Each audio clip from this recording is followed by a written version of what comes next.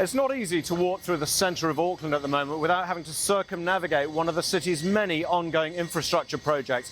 And that's because we're just a couple of years away from the eyes of the world being on Auckland when both the America's Cup and the APEC conference come to town in 2021. Now, the Ministry for Business, Innovation and Employment estimates the America's Cup alone will be worth between $600 million and $1 billion to the country's economy. So it's worth sprucing the place up. Well, to talk about the vision for Auckland, the MBR sat down with one of the council's main drivers of change, urban design champion Ludo Campbell Reid. The overriding vision for the city really is a quality, compact city. The mayor has a vision for a world-class city, and the world-class means a lot of things to a lot of people, but it means a city, I guess, that can compete for talent. Because cities are competing. You know, we're not competing with Wellington and Tauranga. We're competing with Toronto, Vancouver, Singapore. And so competitiveness is important for everybody. I mean, business is really booming in Auckland.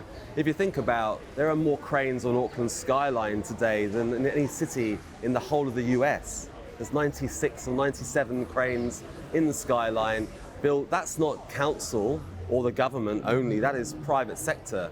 If you think about the region, we're spending about $28 billion on infrastructure. That's not just downtown, that's the whole region.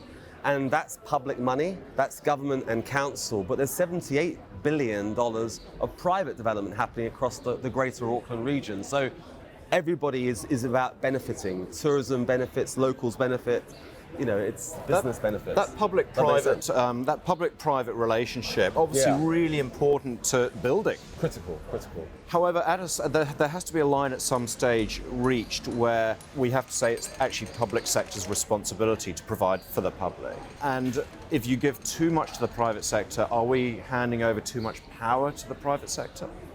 In some instances that can happen. That's the skill of doing this properly. It's about entering into the right MOU, the right development agreement, writing in the right contracts. I guess one of the best examples is, or two of them, one is where we sit today. This is a public-private partnership which we undertook with Peter Cooper and the Britomart Group. And look at it today. It's a thriving, bustling heart of the downtown city. Across the road you'll see a new tower block going up. That's going to house 13,000 employees, business employees, who will be literally housed across the road on top of this Britomart transport interchange. There will be new ferries, new trams, new trains, new buses. Disadvantage for business as well, though, because while we're building this, it's hard, particularly for small businesses, to survive. It can be, and that's why the council has to think very carefully about how it does this. You know, when the project's finished, it'll be transformed. The benefits will be accrued to businesses, to the public, to tourists, to locals. And so we've got a really kind of difficult job trying to choreograph that change. So we have a very clear program of work which we share with private sector. We try to help them, we try to give them as much information as we can. In some instances we help businesses with social media training. We haven't really moved to that point where we compensate yet, and I think there's an opportunity for us to think a little bit more like that. I can see those projects are very much long-term investments in the city. Yeah. What about the shorter-term investment? You know, there's no doubt that an event like the America's Cup stimulates development. I mean, how much does that bear on the plans which you guys are putting together and actually realising now? The city is under siege at the moment, and it's not just the America's Cup. We've got APEC is happening in that same year. The world will be turning up. 10,000 media will be arriving here in Auckland during that 2021.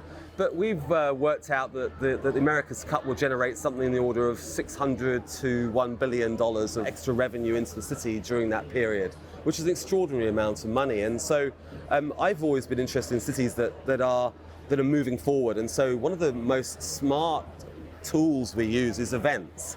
If you think about Auckland in 2012, the Rugby World Cup, what events do is they fast-track public investment in cities, because the public sector doesn't want to dig up roads because it antagonizes people.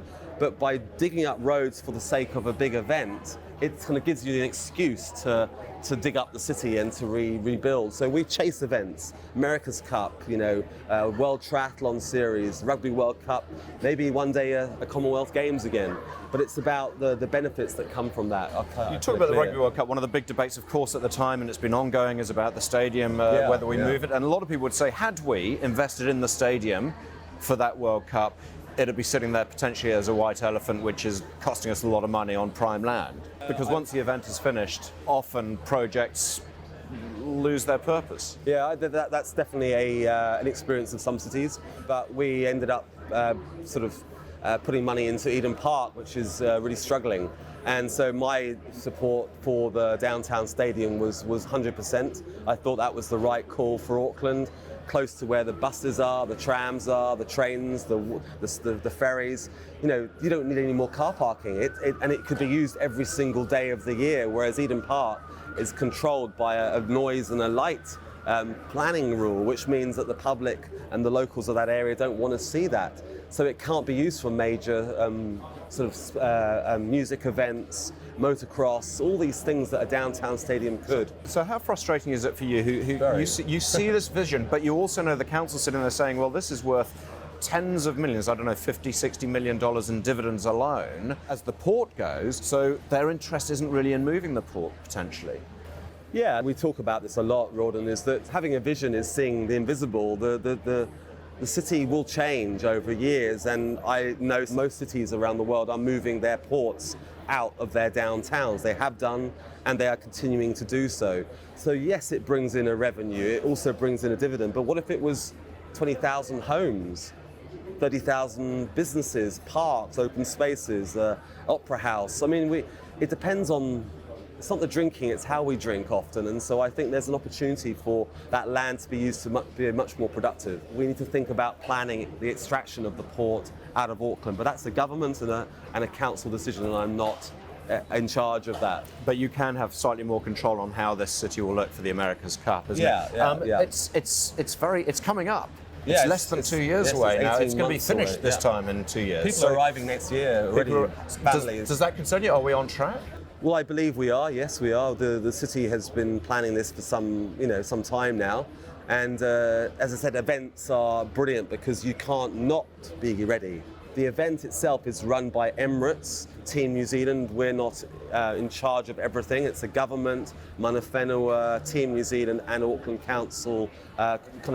It's not a tripart, like that'd be three. The four of us are involved together, and they run different elements of that. So we're building for new bases down on the wharf. We're extending Hobson Wharf to allow new base areas.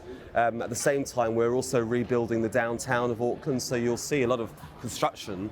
Not only is the precinct property redeveloping that program, but we're going to be pedestrianising Queen Elizabeth Square. We're going to be rebuilding Key Street to become a pedestrian boulevard where cars are invited guests rather than sort of a 6-lane motorway. New ferry berths on the sort of western fringes. But the city moves forward even despite America's Cup because we have a 20-year plan and it's being built out over that period of time. We're a comeback story, and everyone loves a good comeback story, but Auckland is one of the most exciting places to work in the world, and we're very lucky to live here, really.